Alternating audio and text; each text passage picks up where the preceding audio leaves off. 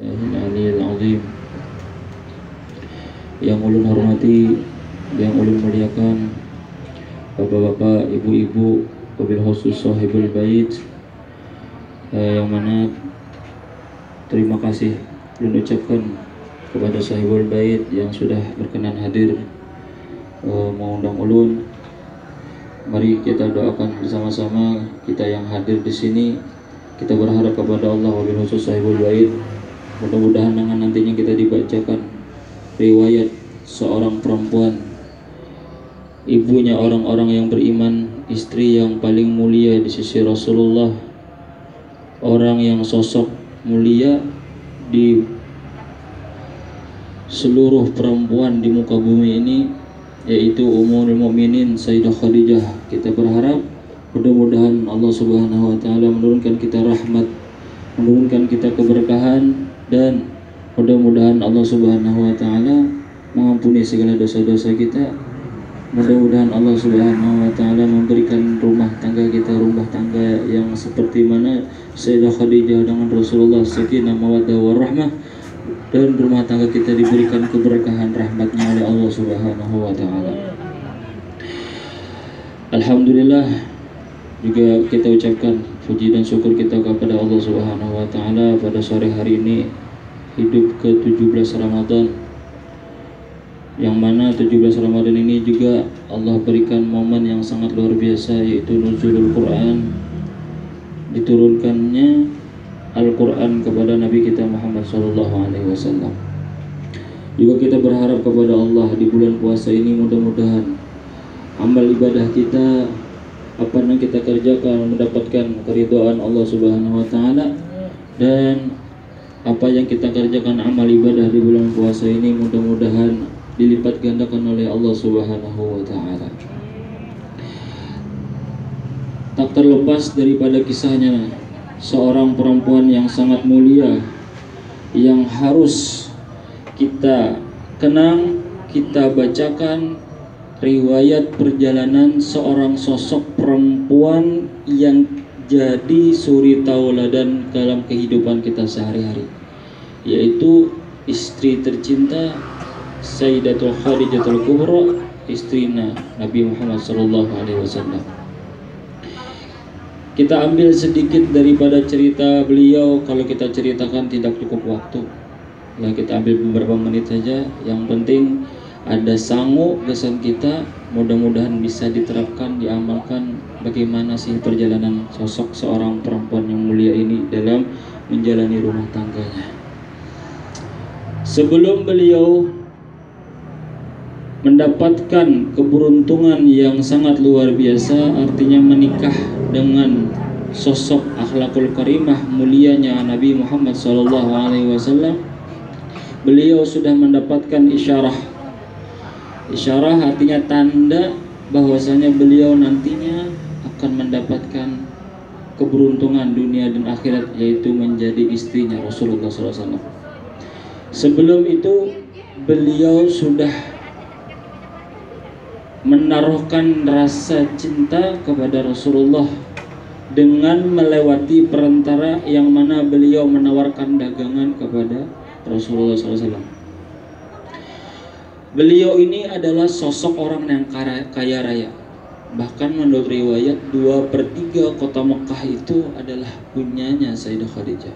Tetapi kekayaan beliau bukan menjamin kebahagiaan dunia akhirat beliau. Beliau juga mempunyai keturunan yang terpelihara daripada keturunan kaum jahiliyah. Keturunan beliau dari Abbasidin, Qaisidin, Datusidin, semua orang-orang yang mulia, yang mana juga bertemu nasab beliau kepada nasab datuknya Rasulullah SAW, itu yang bernama Qusay. Artinya sama-sama mempunyai keturunan yang mulia. Nah, oleh karena itu, ketika beliau menawarkan dagangan Sayyidah Khadijah kepada Rasulullah, singkat cerita diterimalah tawaran beliau. Lalu beliau pergi ke negeri Syam dengan yang kedua kalinya beliau berdagang ke negeri Syam. Yang pertama beliau dengan paman beliau. Ketika beliau berdagang ke negeri Syam, pulangnya beliau membawa amanah yang sangat luar biasa di mata Sayyidah Khadijah. Di antaranya dagangan beliau habis laku untung yang banyak. Dan juga ditambah lagi cerita daripada pelayannya Sayyidah Khadijah, yaitu Maisarah. Maisarah yang membantu beliau berdagang ke negeri Syam. Nah, di antara perjalanan beliau si Maisarah melihat sosoknya Rasulullah SAW ini ketika berjalan ke negeri Syam mendapatkan keanehan, mukjizat.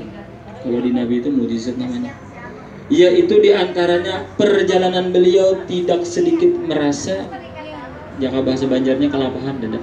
Maka padahal jauh benar maka halus sampai. Untanya kendaraan beliau tunduk patuh. Matahari tidak memanasi beliau, awan yang selalu menaungi beliau. Dan apa yang dijajak beliau, batu, pasir, tidak merasa. Batis kakinya mulia ya Rasulullah merasa kepanasan ataupun kesakitan. Nah, itu diceritakan oleh Maisarah kepada Sayyidah Khadijah. Bertambah kuatlah cinta Sayyidah Khadijah kepada Rasulullah. Nah, diutuslah pelayan beliau lagi yang bernama Nafisah untuk menanyakan hal keadaan ihwal Sayyidah Khadijah, hal keadaan ihwalnya Rasulullah. Ditanya oleh Nafisah, ya Rasulullah, wahai baginda, kenapa engkau sekarang umur 25 tahun tidak kawin, tidak menikah? Dijawab dengan kesederhanaan Rasulullah. Apa kata beliau? Wahai Nafisah, ketahuilah olehmu, aku tidak mempunyai apa-apa. Rasulullah begitu sederhananya, sosok yang luar biasa. Kata Nafisah, bagaimana kalau seandainya ada perempuan yang menginginkan dirimu wahai Rasulullah? Apa katanya Nabi? Siapa beliau? Dijawab oleh Nafisah, itu tuanku Sayyidah Khadijah.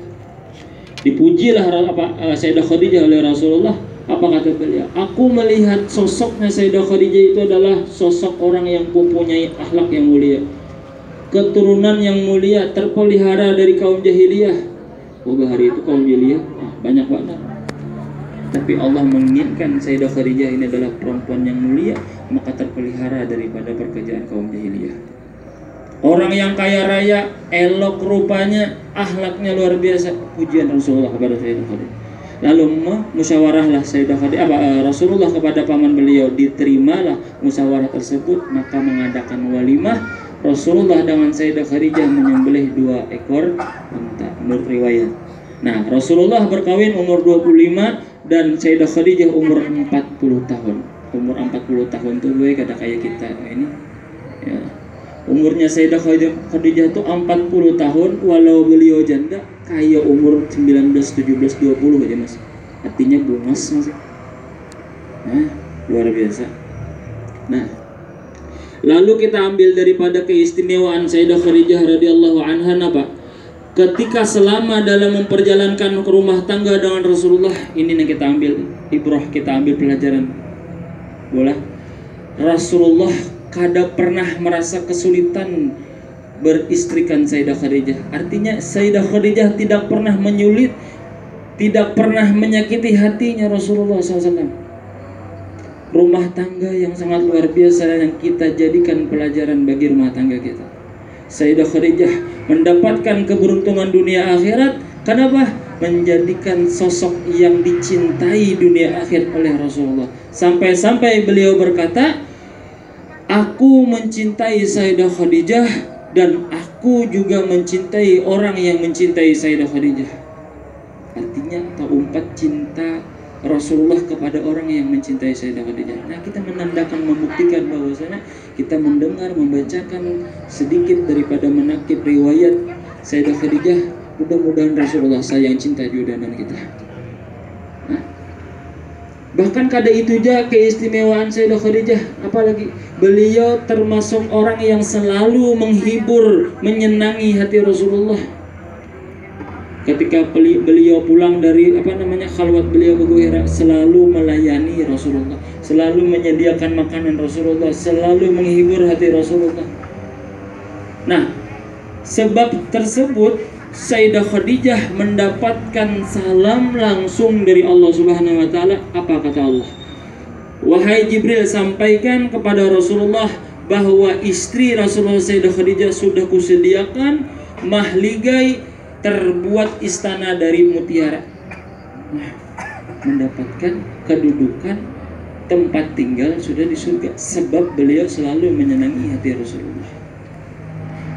Dan juga sebab beliau Sayyidah Khadijah selalu menyenangi hati Rasulullah, tidak pernah dilupakan kebaikan Sayyidah Khadijah, boy. Baik.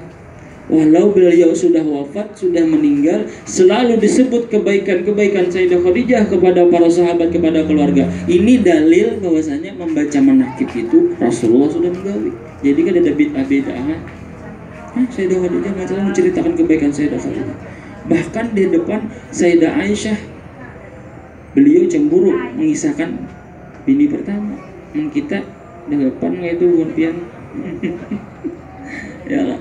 Ini laki kawin dua bini. Ada kapan tukang mendengarkan kisah itu. Tapi Sayyidah Khadijah cemburunya bukan karena nafsu, boy. Ya kalau ketika Aisyah cemburu dengan cerita Sayyidah Khadijah yang diceritakan Rasulullah, apa kata Sayyidah Aisyah? Cemburan. Kenapa Pian mengisahkan yang itu? Mengisahkan yang nini itu ujar. Kayak itu dia. Lalu Rasulullah marah beliau pun kada kena nafsu juga. Apa kata Rasulullah? Wahai Sayyidah Aisyah, ketahuilah olehmu, kenapa aku menyebutkan kebaikan ini? Orang yang ketika aku diusir oleh penduduk Mekah, siapa yang menemani aku? Sayyidah Khadijah. Orang yang mencaci maki aku, penduduk kafir Quraisy, siapa yang menghibur? Sayyidah Khadijah. Orang yang mengusir aku, yang mencaci maki aku, siapa yang menghibur? Sayyidah Aisyah. Semua rela hartanya habis untuk dakwahku. Kekayaan Sayyidah Khadijah kada ada lagi, habis semua dengan menghadapi kehidupan sederhana yang asalnya kaya raya. Sayyidah Khadijah habis semua hartanya dikorbankan untuk perjalanan dakwahnya Rasulullah SAW. Singkat cerita, ketika beliau ingin wafat, masih sempat-sempatnya beliau berakhlak kepada Rasulullah. Apa? Beliau tidak langsung meminta kepada Rasulullah dengan adab yang sangat luar biasa dengan laki. Beliau meminta kepada anak beliau Sayyidah Fatimah, ya Fatimah, mintakan aku surban yang selalu dibawa ayahmu kepada selalu dibawa ayahmu selendang tersebut untuk berhalwat ke Gua Hira yang menerima wahyu pertama kali. Hah? Ini anak meninggal aja badap kita jauh benar.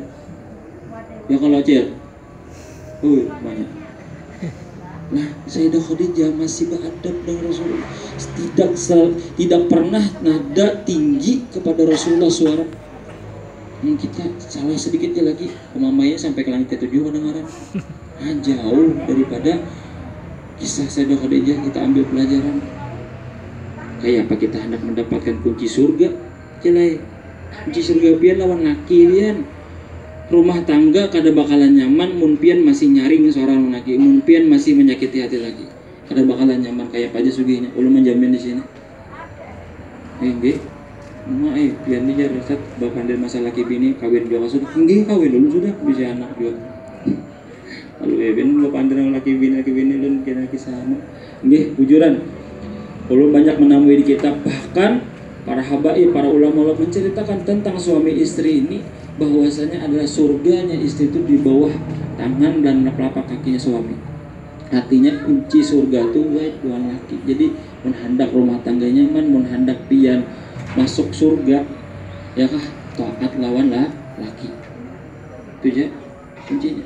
Sembahyang 5 waktu, puasa di bulan Ramadan, menjaga kemaluan pian, dan yang terakhir taatnya pian lawan laki. Insya Allah surga mana nopen handaki silahkan pilih. Itu hadis Nabi. Nah, itu kita Sayyidah Khadijah meminta surban pun kada langsung beradabnya Sayyidah Khadijah. Ya, nah oleh karena itu cerita daripada Sayyidah Khadijah kita meminta berharap kepada Allah Subhanahu Wa Taala, mudah-mudahan apa yang kita baca tadi, apa yang kita kisahkan tadi, mudah-mudahan awal kita mengamalkan, mudah-mudahan menjadi pelajaran dalam kehidupan kita, mudah-mudahan bisa kita amalkan dalam kehidupan rumah tangga kita, mudah-mudahan tidaklah kita pulang dari sini berkat kemuliaan Sayyidah Khadijah. Allah ampuni dosa-dosa kita, dosa-dosa kuitan keluarga kita, dosa anak zuriat kita, dan mudah-mudahan Allah Subhanahu wa taala selamatkan kita dunia dan akhirat. Dan mudah-mudahan Allah kabulkan segala hajat-hajat kita, wabil khusus hajat sahibul bait. Mudah-mudahan Allah kabulkan hajat seluruh keluarga Sidin, dan Allah Subhanahu wa taala mudah-mudahan memberikan kita panjang umur, sehat walafiat dalam taat beribadah kepadanya, dalam mencintai kepada Rasulullah dan para aulianya, dan mudah-mudahan Allah Subhanahu wa taala menjadikan hidup kita dalam hidup yang beriman sempurna, mati dalam keadaan beriman sempurna, husnul khatimah, dan mudah-mudahan kita terkumpul dalam surga bighairi hisab. Amin ya rabbal alamin. Ala hadiniyah wa kulli sholih ala man wa bi syaikhuna astaghfirullah hadratin nabi al-fatihah.